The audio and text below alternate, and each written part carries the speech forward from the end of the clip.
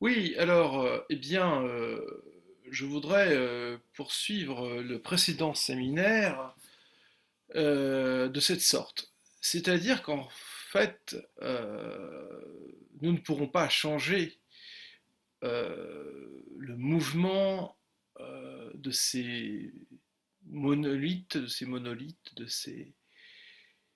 ces royaumes. euh, Ils resteront dans une certaine j'allais dire, dans un certain statisme. Donc, ce que nous pouvons changer, c'est non pas, comme je le dis, cette sphère, la sphère médiatique des autres dont on voit qu'ils existent sans les avoir vus, parfois, du tout. Une disproportion entre foisonnement de ces autres que l'on voit dans ces médias et le fait que nous ne les voyons que très peu, d'une manière très parcellaire, une fois dans le métro, une fois dans la rue, une fois par-ci par-là, mais ça reste extrêmement morcelé. Donc la question ici, c'est d'aider les gens, ceux qui sont un petit peu, comment dire, j'allais dire, un peu impactés, et puis pris ou prisonnier dans, cette, dans ce qu'il regarde du regard de ces posters, hein, je vais les appeler des posters, hein, c'est-à-dire ces personnalités qui s'exhibent, comme j'ai dit tout à l'heure de manière un peu drôle, comme des artichauts. Eh bien, c'est que sachez pour vous que en fait, ces personnalités, hein, en tant que telles, d'ailleurs, ne s'adressent qu'à une lentille de verre. En fait, elles ne regardent qu'une lentille de verre dont la profondeur est opaque. Voilà, c'est tout. Elles ne peuvent pas percevoir l'œil du photographe puisque cet œil il est pris caché derrière l'appareil photo lui-même, hein. Ou alors, quand elles regardent le photographe, eh bien, elles vont le regarder réellement, ça c'est sûr, mais elles vont se détourner dans ces cas-là de l'objectif. Donc, ce que j'ai envie de dire, c'est que, eh bien, voilà, sachez que c'est une lentille en verre, c'est tout. Si vous êtes un minimum logique, un minimum relié au matériel, vous le savez. Seulement, vous ne voulez pas l'accepter. Il y a quelque chose de plus fort que vous. Il y a un ça qui vous pousse, au-delà de cette constatation qui vous semble très désuète et très pauvre, qui vous semble extrêmement éloignée d'une question un peu spirituelle, que sais-je. Mais il faut en retourner à cette matérialité, justement. C'est là que vous allez couper avec cet imaginaire euh, qui vous a conduit à croire que ce poster de cette célébrité était là pour vous uniquement, quoi, hein. C'est comme s'il n'y avait qu'un seul poster à produire et que ce poster, il était là uniquement lui-même seul dans votre chambre, hein. Je vous parle un peu comme si vous étiez un adolescent ou une adolescente. Je veux dire, prenez-le comme ça parce que, en fait, lorsque vous vous adressez à ce poster, façon de parler, quand je dis poster, vous parlez, vous parlez, mais vos paroles sont perdues dans l'infini, si je puis dire. C'est-à-dire que leur puissance sonore s'estompe très très vite et s'éteint au-delà des murs de votre chambre. Donc vos paroles, ce sont des paroles qui sont émises, hein, et elles partent dans l'infini, en fait. Seulement, si vous croyez à Dieu, si vous croyez en Dieu, vous pourriez vous dire, Dieu, lui, au moins, il est le seul qui m'entend. Parce que vous avez envie que quelqu'un vous entende. Et qu'il est anthropomorphisé comme un Dieu, avec un grand D majuscule, et qu'en fait, c'est faire glisser cette paranoïa d'être regardé, d'être entendu, d'être regardé par ces personnalités, ces célébrités, si je puis dire, ou ces protagonistes des médias, médiatisés. Le moyen de le faire glisser, c'est d'en trouver l'équivalent. Et cet équivalent, c'est un dieu. En fait, vous croyez en un dieu. Voilà. Vous ne saviez pas jusqu'alors que c'était le dieu de la religion catholique, pourquoi pas d'ailleurs, mais vous étiez sous la pression d'un dieu. D'ailleurs, vous n'êtes pas obligé que votre dieu soit de la religion catholique. Vous pouvez tout aussi bien considérer que c'est un dieu tout autant puissant, ou en tout cas qui a une puissance qui n'est pas, qui n'est pas imaginable, bien sûr, mais en tout cas qui est imaginable dans votre échelle d'esprit, qui vous appartient à vous-même, et vous avez tout à fait le droit de croire en votre Dieu. Mais vous n'en aurez qu'un seul, toujours. Vous n'en aurez pas deux.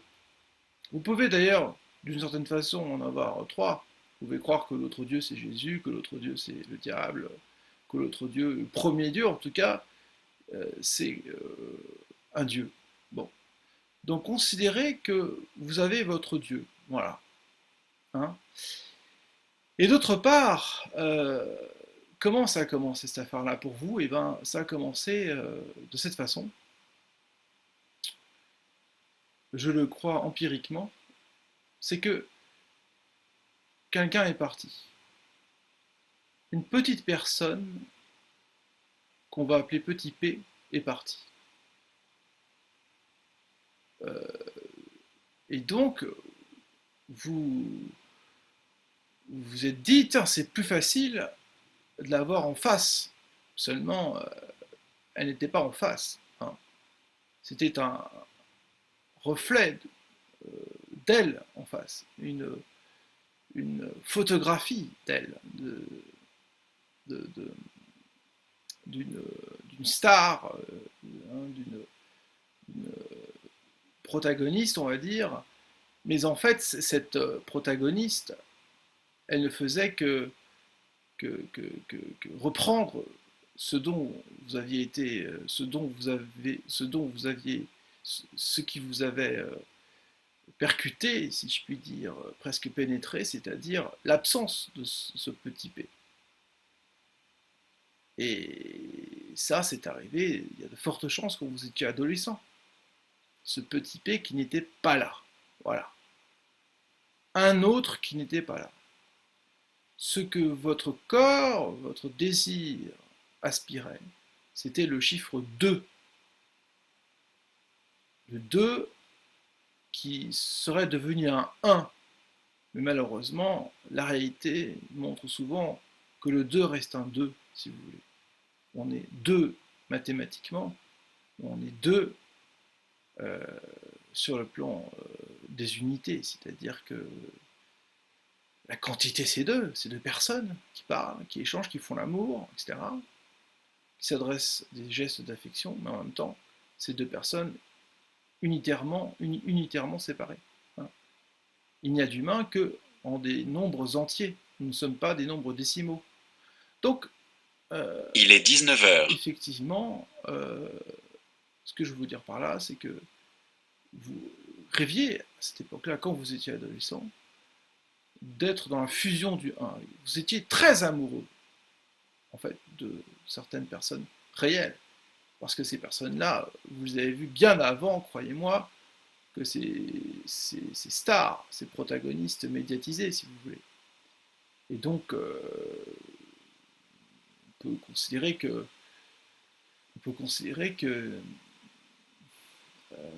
ce grand autre imaginaire qui vous regarde, ou alors si vous aviez le malheur d'écrire quelque chose, ou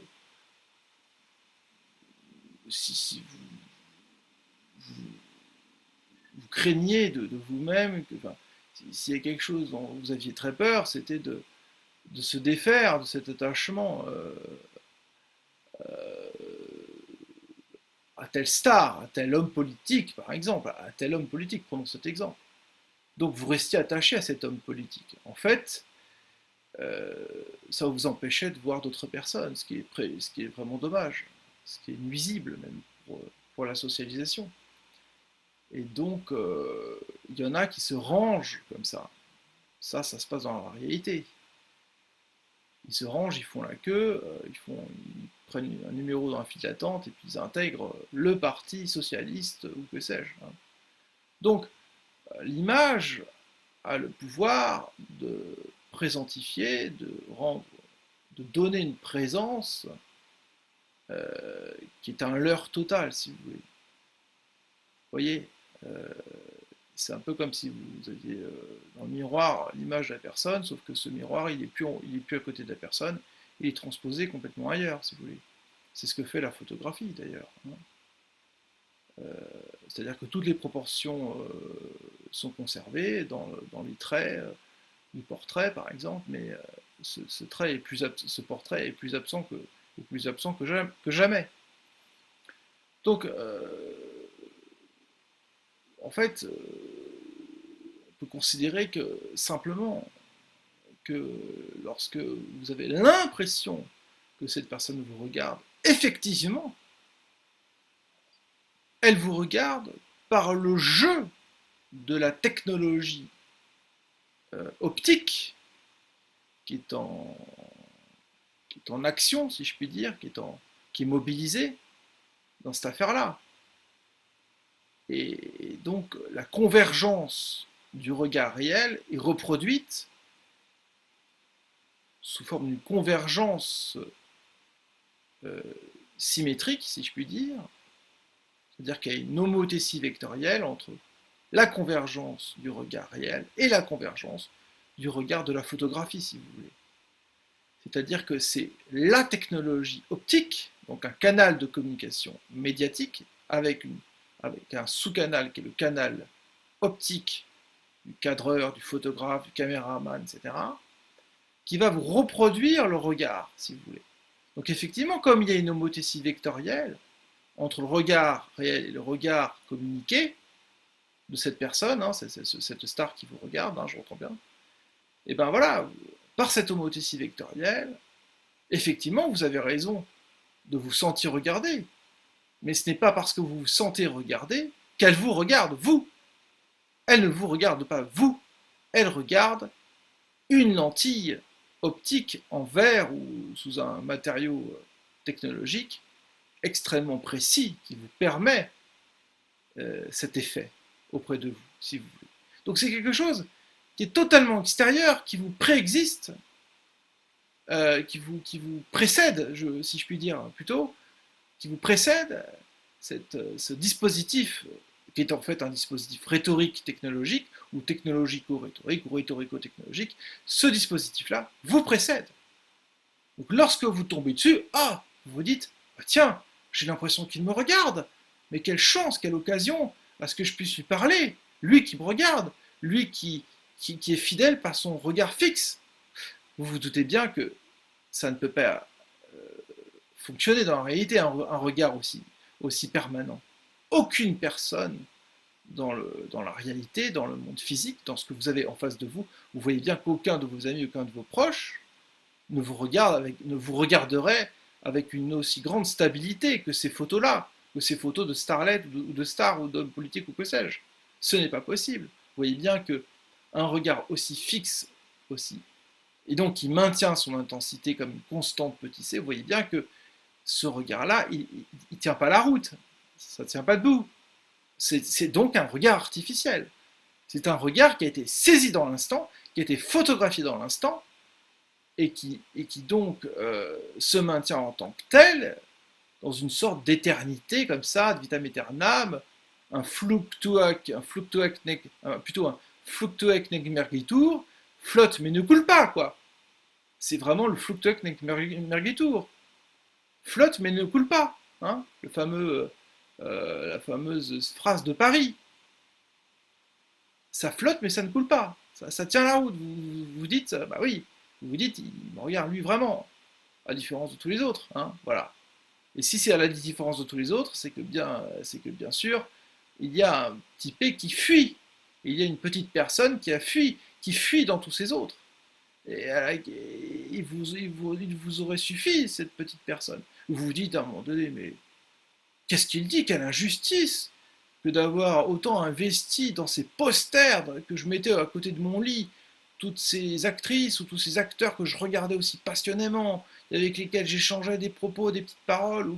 Bon, vous vous dites, mais qu'est-ce qu'il dit lui, Benjamin Ricard, pour, pour annuler totalement tout cet investissement en temps et en émotion que j'ai passé, que j'ai fourni auprès de ces illustres regards comme ça qui me regardaient d'une manière fixe. Et ben voilà, moi je vous dis la réalité. Merci beaucoup.